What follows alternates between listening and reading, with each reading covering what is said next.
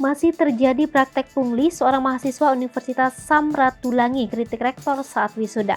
Baru-baru ini beredar video seorang mahasiswa Universitas Samratulangi atau Unsrat mengikuti upacara wisuda Rabu 25 Mei 2022 bikin heboh.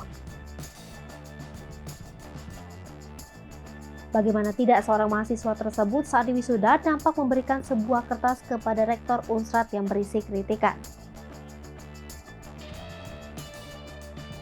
Lalu sang rektor pun membaca tulisan kritikan namun kembali membalikan kertas yang diberikan mahasiswa tersebut. Usai memberikan mahasiswa, laki-laki tersebut pun membuka lembaran kertas yang dibawanya yang bertulis Unsrat masih banyak pungli. Mahasiswa tersebut mengkritik lantaran masih maraknya pungutan liar yang masih terjadi di universitas terbesar di Sulawesi Utara itu. Melalui dari akun Instagram @pojokbogor yang mengunggah video kritikan mahasiswa tersebut beredar di media sosial.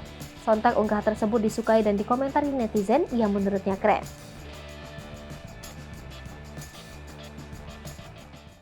Hai pemirsa Sri Popo TV, jangan lupa komen, like, dan subscribe, serta tonton terus berita-berita terupdate lainnya ya.